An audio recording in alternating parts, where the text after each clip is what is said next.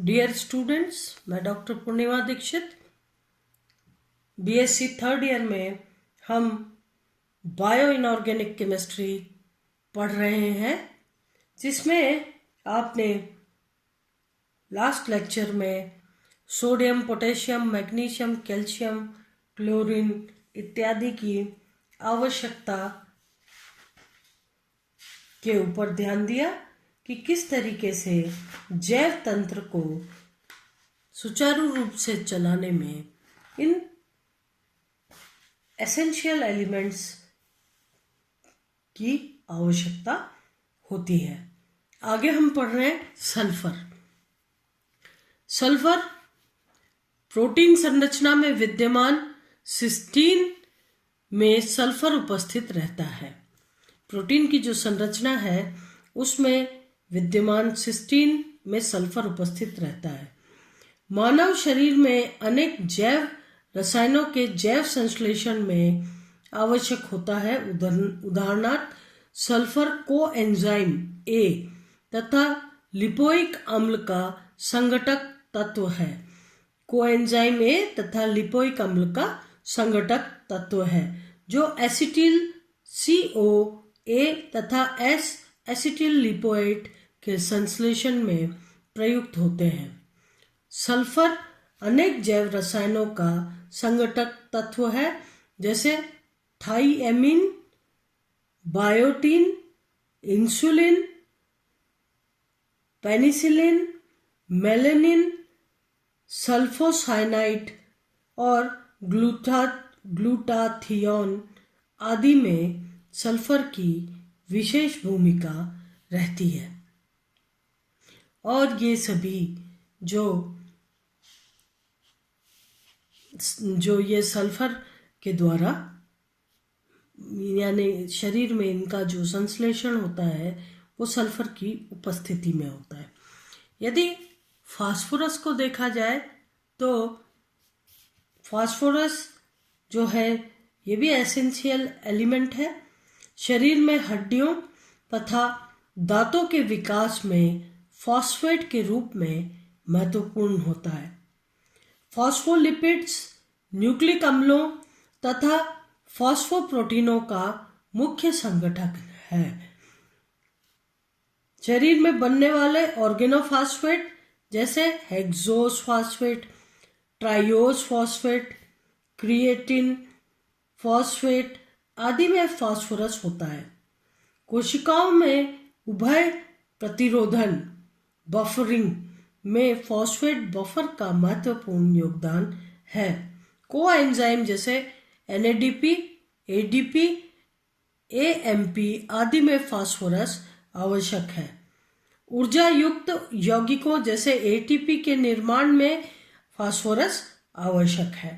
तो ये तो सभी एसेंशियल एलिमेंट्स हो गए, मैक्रो एलिमेंट्स। अब अगर हम माइक्रो एलिमेंट्स की बात करें जो बहुत ही कम मात्रा में पाए जाते हैं, जैव प्रणाली में आवश्यक सूक्ष्म पोषक तत्वों की भूमिका, role of essential micro elements. Micronutrients in biological process. Iron हम सभी जानते हैं हीमोग्लोबिन, मायोग्लोबिन तथा साइटोक्रोम में पाया जाता है। तो आयरन हीमोग्लोबिन, मायोग्लोबिन तथा साइटोक्रोम आयरन के संकुल है। ऑक्सीजन परिवहन तथा कोशिकीय ऑक्सीजन में आयरन आवश्यक है। आयरन की कमी से एनीमिया हो जाती है, जो कि हमारे देश में बहुत आम है। एनीमिया आयरन का क्या मुख्य कार्य है आपके द्वारा पढ़ा हुआ है।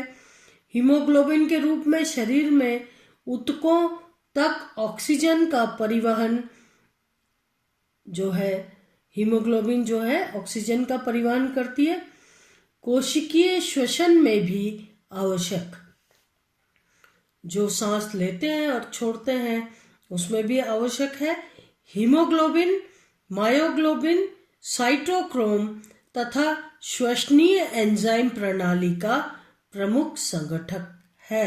आयरन श्वसनीय श्रृंखला में प्रयुक्त होने वाले आवश्यक आयरन सल्फर प्रोटीन की संरचना में नॉन हीम आयरन प्रयुक्त होता है। तो ये सभी आयरन जो है उसकी जो सूक्ष्म पोषक तत्व हैं जिसमें आयरन है, इनकी कार्यप्रणाली या कहाँ पर इनकी आवश्यकता होती है। अगला कॉपर साइटोक्रोम ट्रायोजिनेज तथा एस्कॉर्बिक अम्ल ऑक्सीडेज आदि की क्रियाशीलता में कॉपर की उपस्थिति आवश्यक है। हीमोग्लोबिन के सामान्य संश्लेषण में कॉपर की सूक्ष्म मात्रा आवश्यक है। यदि कॉपर सूक्ष्म तत्व वहाँ पर उपस्थित नहीं होगा तो हीमोग्लोबिन के सामान्य संश्लेषण नहीं हो पाएगा, तो ऑक्सीजन कैसे शरीर में जाएगी, और इसीलिए ये सूक्ष्म तत्व बहुत ही आवश्यक है। एरिथ्रोसाइट में एक रंगहीन कॉपर युक्त प्रोटीन एरिथ्रोक्यूपेरिन सूक्ष्म मात्रा में उपस्थित होता है। मैग्नीज को देखा जाए, सामान्य अस्थि संरचना के लिए मैग्नीज अत्यधिक उपयोगी है। इन आयनों की उपस्थिति में आर्जिनेज सक्रिय हो जाता है। यह आइसोसिट्रेट डिहाइड्रोजिनेज तथा फॉस्फोट्रांसफेरेज को भी सक्रिय करता है। उपास्थि यानी कार्टिलेज के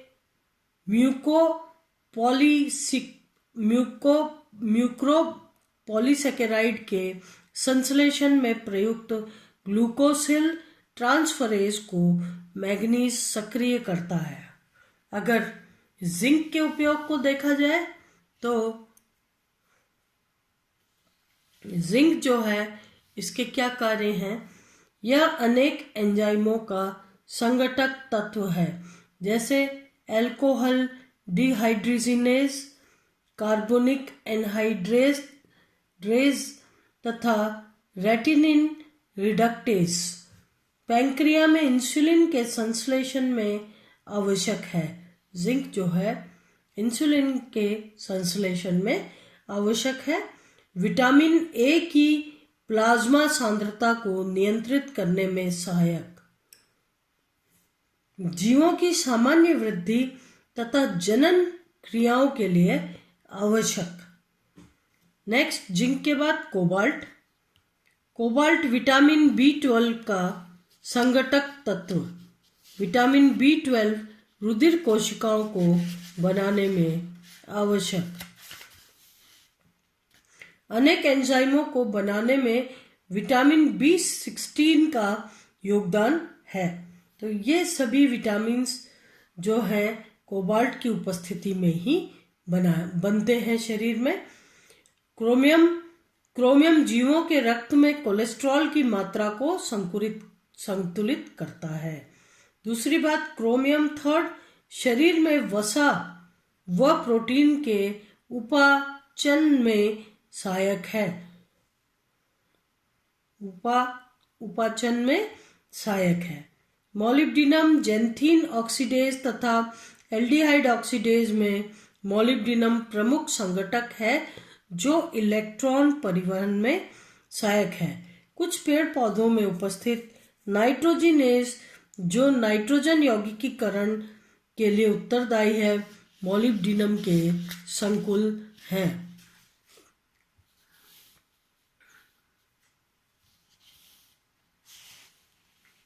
नेक्स्ट, सिलेनियम मानव शरीर में नहीं पाया जाता परंतु अन्य जीवों के लिए आवश्यक तत्व है।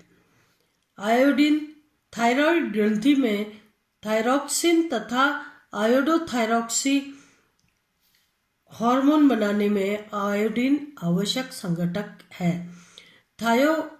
थायराइड हार्मोन शरीर में कोशिकीय ऑक्सीकरण, विकास तथा जनन में सहायक है। मानव शरीर में आयोडीन की कमी से गॉइटर नामक बीमारी होने की संभावना रहती है। तो थायरॉक्सिन, ये थायरॉक्सिन हार्मोन का स्ट्रक्चर है। 10वां फ्लोरीन। फ्लोरीन जो है हड्डियों तथा दांत के विकास में आवश्यक तथा दांतों में अस्थि क्षय, डेंटल कैरीज से बचाव, साथ ही अस्थि सुशीरता, ऑस्टियोपोरोसिस से भी बचाव करता है। तो कुछ मात्रा में फ्लोरीन भी हड्डियों तथा दांत के विकास में आवश्यक होता है।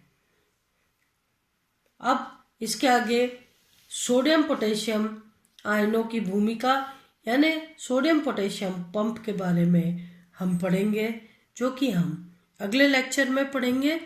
अभी आज के लिए इतना काफ़ी है इस लेक्चर में। नेक्स्ट लेक्चर में sodium potassium pump, calcium magnesium pump इत्यादि के बारे में हम पढ़ेंगे। धन्यवाद।